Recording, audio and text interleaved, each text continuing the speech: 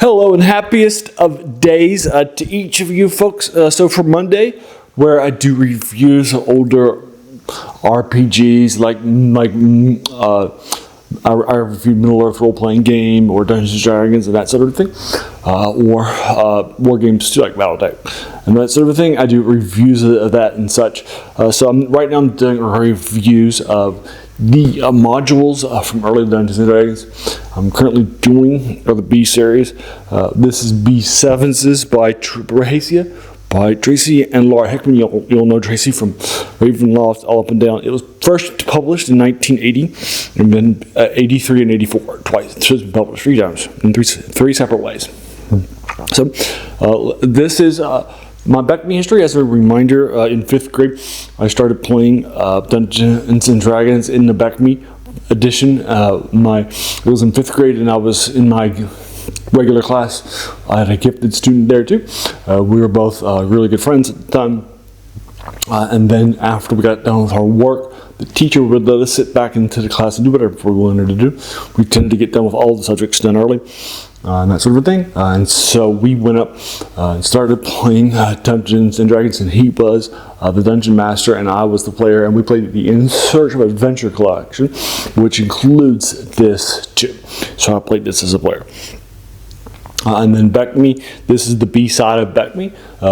That's the rules set and that sort of thing. B in here stands for the basic set, and those modules begin with a B letter, so you can tell them apart. They're meant to introduce people to the game and run up through level 3 and that sort of a thing.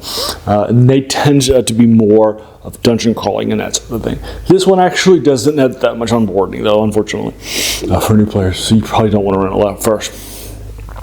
And then you have another, the E stands for expert. Those modules begin with X. Those go from level 4 to level 9, if I recall correctly. Actually, I think it's mid-10s, actually, into the teens. And that will actually is all about explorations and that sort of a thing, and such. There are a lot of classic modules in that thing too. And then the C stands for companion.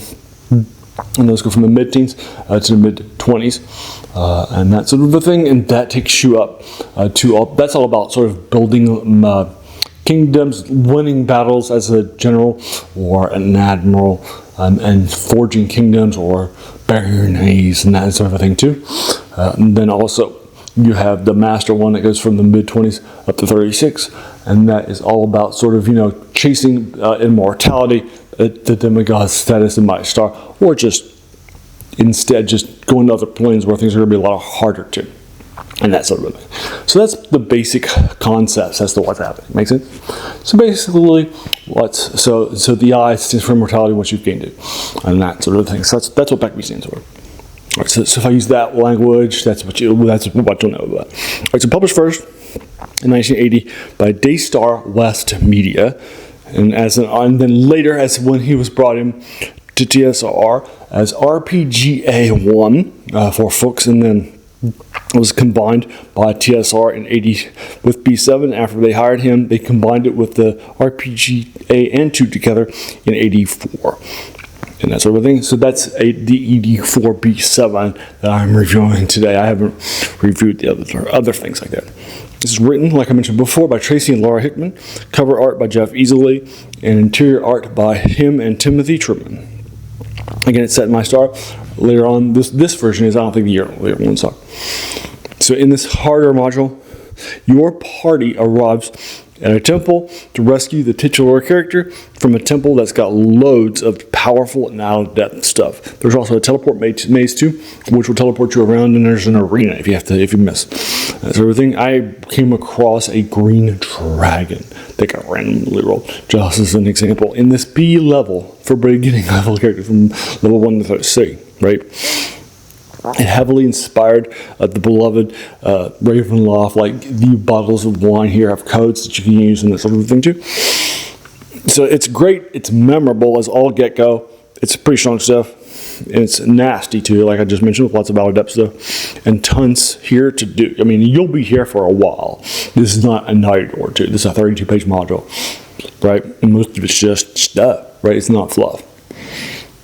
So I played this, like I said, as both a player and as a DM, has loved both. It's a classic. I think it's a bit underappreciated too. A bit of a forgotten classic. So I'm giving it a 10 out of 10 level odds. So it takes a while though. Like I mentioned before. Alright, so have you run it as a Dungeon Master too, like I have? Or have you played it like I have too? Or both? Or have you just read it, whatever? And that sort of thing. Let me know what your thoughts are in the comments below and if you agree or just disagree, right, with my 10 out of 10. Let's talk about that too. Also, like I mentioned before, I do a lot of these older reviews. I've been doing the B series. I've done Keep on the Borderlands by Gary Gygax, that sort of thing. I've also done the A module super series that was voted the #1 overall module of all time by the voters and that sort of thing. That was the 7s against the Giants G1, Standing of the Hill Giant Chief through Q1 Queen on Demon Mob Pits. I've done the Assassin's Knot, War, Secret of Bone Hell, the L series by Leonard, which was done on set in Greyhawk and that sort of thing. Just I've done tons of these. Let's check this out too. On Wednesday, I do older video game reviews of that sort of thing. Right now, I'm doing the Baldur's Gate series and that sort of thing. Also from Dungeons & Dragons too. And that sort of thing. I also recently did Pool of Radiance and Planescape Torment. So I like to do a lot of those sort of things. I just did Siege of Dragonspear last week, and so this week I'll be doing BG2. So check this out too. And I'm going to do a couple of Let's Play over video games right now. Right now I'm doing Evil Genius 1 from 2004. I've also recently reviewed that, the movies, that sort of thing too. Alright, so check them out too. And then on Friday I do top 10s. I did my top 10s. Where I've just done a few top 10s Star Wars or Star Trek stuff and ranked them. I do a lot of older top 10s. I've done some comic ones. I've done some on musical artists, that sort of thing. But typically top 10 movies are typically the genres that I do there. On Saturday, I do something I call Serial Saturday, where I dedicate to the sort of forgotten and lost art of telling stories in the movie serials and that sort of thing. I just did Zorro. So Zorro we posted. I just also recently posted Spy King. I'm sorry, the Radar Patrol versus Spy King. So check this out too. That sounds like a horror thing. And the other 3 reviews I do a week are older things in the genres like science fiction, fantasy, and horror that this channel. So if you like those, 7 things every week and it sounds like your cup of tea, then great. Welcome to the channel. Have a seat and take your shoes off. I think you'll enjoy your time here. Do all the YouTube stuff, like the subscribe button, the like button, the bell icon to be notified of my 7 videos a week, and also share. Basically share and watch. Those are the key ways of growing this channel. Alrighty, so there you go. As you can tell from the title of the channel and all those older things too, that's the passion of this channel. It's also where the title comes from too. It's the worst thing about new books. It's a quote by a French philosopher, Jacques Joubert, who said that the worst thing about them was they kept us from reading the old ones, right? And there's definitely some great stuff out there, And it's not that the new things are bad; they're not, right? It's just in our pursuit, right, of the new video game, the new novel, the new movie, right, those sorts of things, we sort of, and in the new stuff, we have forgotten that these things are standing on the shoulders of giants. So let's check out those giants. Also, Dungeons & Dragons fans, and Gary Gygax fans, he actually has his Appendix N that he lists in his first edition of Dungeons & Dragons, and that lists all the influences. And for me, I gain more appreciation going out there and checking those things out. I've done lots of those for so check it out too, if that's your thing.